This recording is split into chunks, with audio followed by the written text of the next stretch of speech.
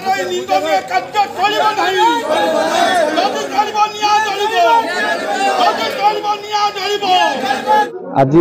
ओडिशा रे गोटे निंदनीय कथा होईछि। आपण माने समस्त जानिछंती ओडिशार वरपुत्र इंडोनेशिया वर भूमिपुत्र जे आमर प्रभात पुरुष बिजू पट्टनायक तांको स्टेच्यू किपरि निया लगाई बलांगीर जिलार पाटनागढ़ ठारे यहाको आमे आनंदपुर निर्वाचन मंडल बिजू जनता दल तरफ घोर निंदा करूछु, घृणा करूछु। तेणु वर्तमान ओडिशार जो सरकार चली आमे चेते देवाई चाहूँ जे कहीं भांगुना कहीं से दृष्ट को जदि खूब शीघ्र अरेस्ट न करा जाए ताने आनंदपुर निर्वाचन मंडल बिजू जनता दल तरफ लड़ाई जारी रहिबो, राजरास्ता लड़ाई हेबो, निया जलिबो, आमे कौन सीटारे तांगु छाड़िबु नाही।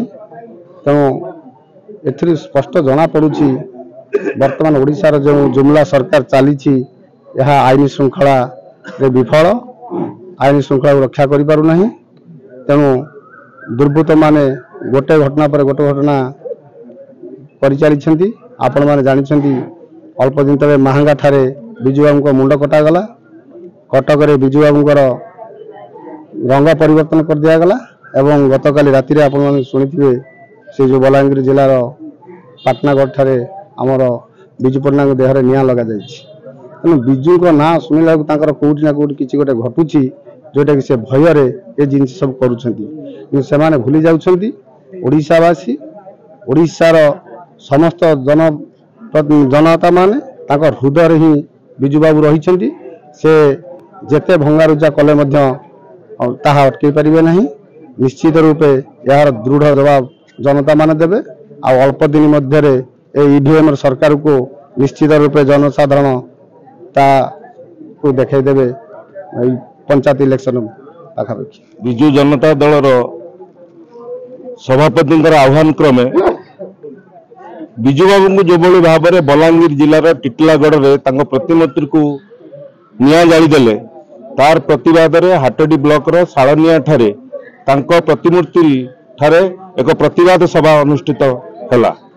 से सभा आमे समस्त बिजू जनता दलर बिजू प्रेमी समेत चिंता कलु जे बिजू बाबू इंडोनेशिया बरपुत्र प्रभात पुरुष तांकु जो भली भाव में से कौन दल नुहे से दल ठू बहुत ऊर्धरे प्रतिमूर्ति को जो भली भाव में जालीदेले जे राज्यर उप मुख्यमंत्री कनक वर्धन सिंहदेव अच्छा घर ठू 300 मीटर दूर में प्रतिमूर्ति को जाली दिगला। से प्रतिवाद में आम हाटडी ब्लॉक तरफ निंदा करुचु आपको कुठारघात करुचु।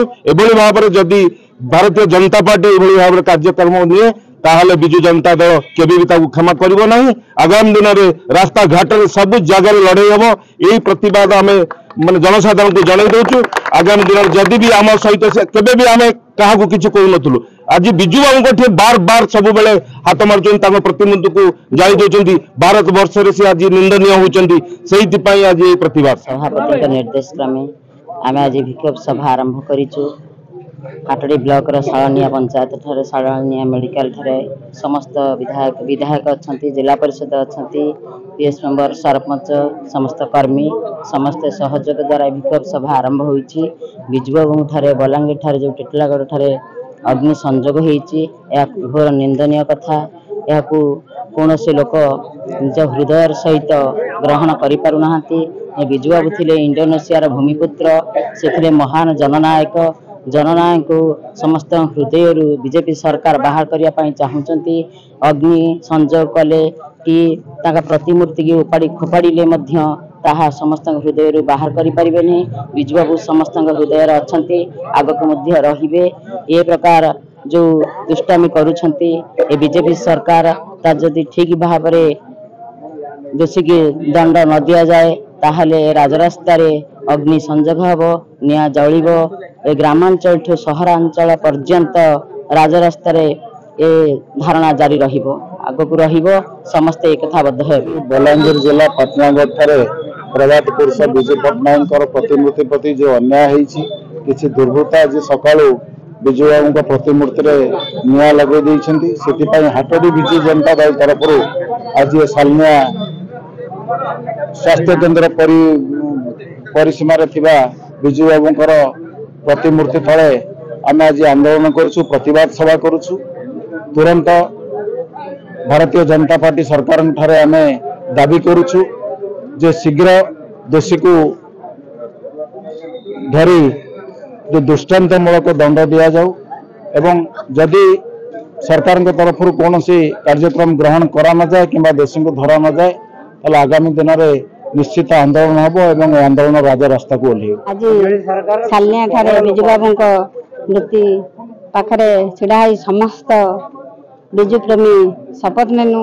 बिजु बाबूंकर जो कलाहांडी ठारे जो लगे देइचंती निया सेटा सबुठु निंदनीय घटना।